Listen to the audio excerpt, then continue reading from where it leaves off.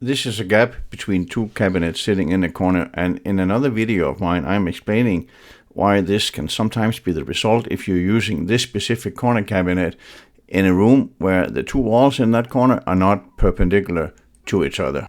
And if you're in the planning stage of your new kitchen, I suggest you go check that video out to make sure that you don't add a cabinet like this if you have certain restrictions in your room. Please allow me, though, to give you a short recap of what the problem is. See, we have a room here and we have a corner, right, where those two yellow lines are drawn. And if you see it from above, you can see that the corner should be 90 degrees, and that is because the cabinet is actually 90 degrees as well. So you can imagine that if this corner is not 90 degrees, the cabinet cannot be sitting on both walls at the same time. So either we will have a gap at the front where this cabinet is meeting the next door cabinet, or at the back where there will be a gap. And we don't want either. So in this video, I'm going to show you how to deal with this if you end up in a situation where you still have to install a corner cabinet like this, where the two walls are not perpendicular. So let's get started.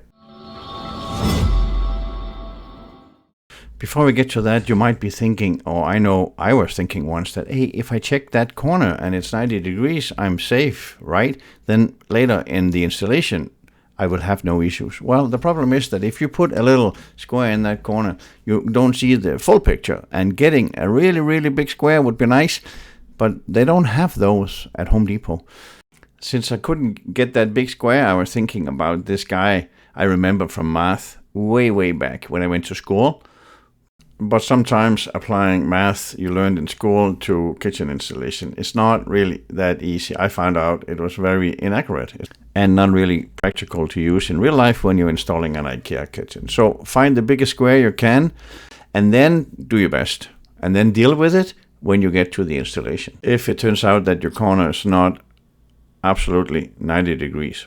When you start hanging your cabinets up in that corner, you will soon find out whether your corner is 90 degrees or it's not. If the angle between those two walls are less than 90 degrees, then you will have a small gap between the corner cabinets and the cabinet sitting next to it at the back, and that is easy to fix. Either you can, if it's just a small gap, you can just leave it because you don't see it from the front, but you could also shim the rail behind the corner cabinet, in this case, a little bit away from the wall, so the cabinets on the left side of this kitchen is moving to the left. And that will close that gap at the back. And I am only doing that if it's a really big gap. If it's a small gap, I'm leaving it as is. If the angle between those two walls is more than 90 degrees, you cannot do it in the exact same way, but you're still shimming, but you have a gap at the front of the cabinet to close. So let me show you how I do that in this very kitchen. So we have the two sides of the wall cabinets hanging, but the problem is that we do have a gap right here at the front, and that means that the angle is more than 90 degrees. So somehow we have to deal with that. And I think that the best way to deal with that is to take all this and move this way to close this gap. Because over here we have the fridge panel. So that will cover whatever we move out if we close it by swinging this one out. The panel that goes on this one will not go all the way to the wall. So the only way to do that is to take those cabinets down, shim the rail, and all this one is parallel. Here, those two cabinets are sitting all tight. There's no gap under here. There's no gap under there. We've got no gap there, so I can take these cabinets down and shim out the wall. And we certainly don't want to put a clamp on and just pull on it, because that's going to ruin the cabinet. We cannot do that.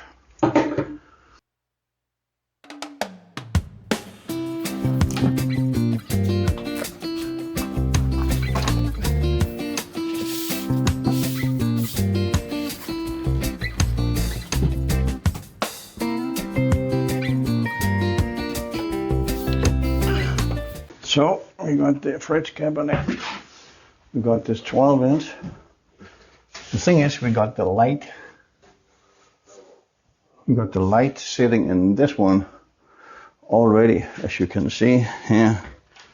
I put the wires for this spotlight and the under cabinet light. I put them in the wall already, and those two for the under cabinet lights, they are not a problem. But if I want to take this cabinet down with a light, I do wanna make sure that there's enough wire here, but I wanna try first, since I have a screw sitting right there, a screw right there, there, and there. I want to loosen that screw, and I want to put in a shim until I close that gap, and then I will work my way that way. So for now, I will leave this in place. Of course, I gotta make sure that this rail is longer than this, but it's going to the next dot. I know that as a fact. But before I do anything, I'll make a pencil line right here under the rail, so I know that it's not sitting any lower when I'm done adjusting. So we need some shims, and I need my drill. So, and then I need a little crowbar so I can squeeze it out.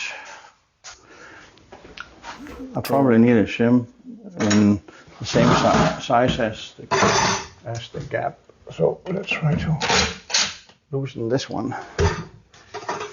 And then I'm not loosening the other ones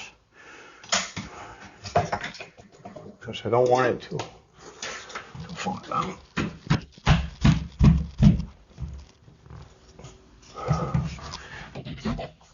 And then I just do it like this.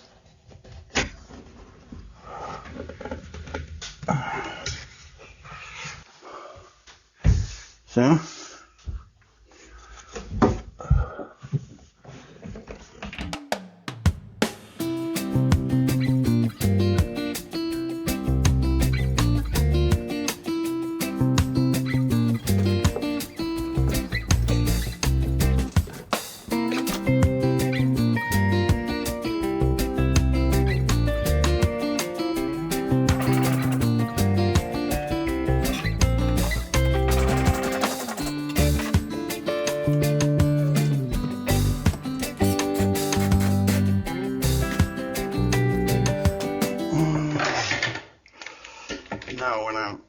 when I'm putting my clamp on, then it's because now it's coming out at the top, so I really have to put a shim at the bottom as well, because otherwise it will be hanging like this, and that will still leave a gap right there.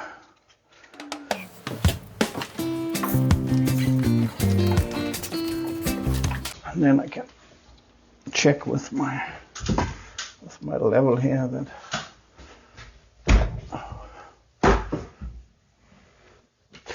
yeah, a little too much.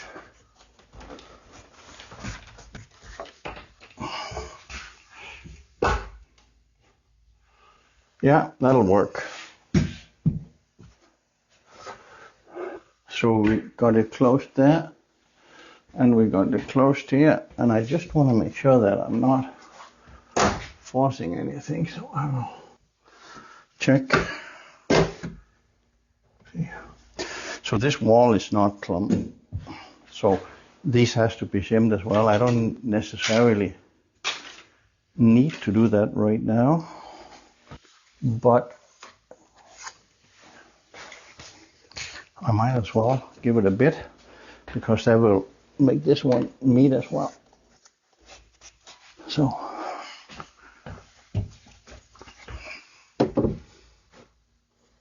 that's plumb. So that helped, but clearly now we have to shim the rest of them.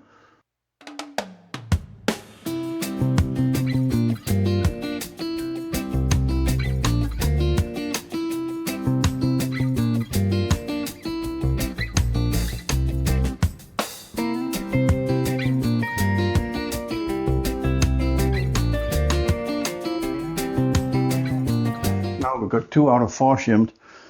And before I do those, I want to hang up this cabinet.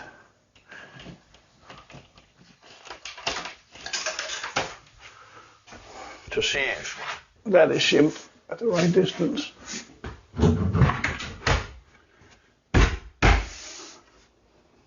Yes, it is.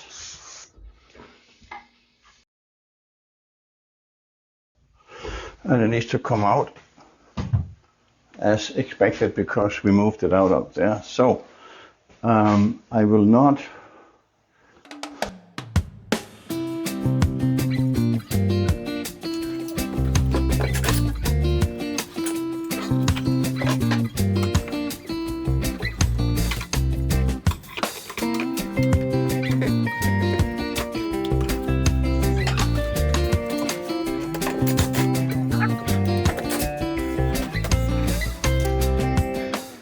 I did not need to shim that one in the middle because the 36 inches wide first cabinet will hang right there and hang there.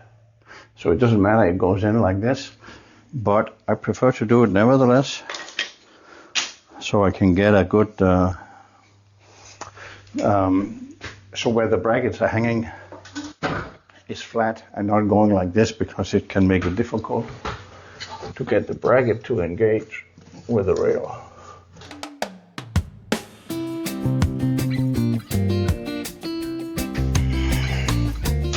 So that's the shimming bit.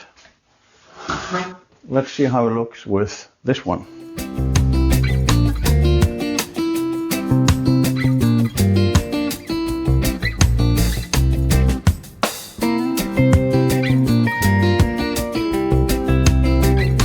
This is good, this is good, this is good, that one is good, that one is good. So now we close the gap, we move that out this way, and we are ready to tie the cabinets together. There will be a panel here, but nevertheless, with the panel, always put the cabinets, when you have them hanging on the wall, close to each other, to see that they are sitting side to side, that there's no gap at the front. We can accept a small gap at the back here, because you won't see that. But try anyway to get the rails as flat as possible. And now we got the angle taken care of. So that's good. Before I send you off to install that corner cabinet, I want to highlight 2 videos to you. The one is the one I mentioned before, is how to plan around this corner cabinet. And the other one is about hanging suspension rails in general. Both videos are very important, so check them out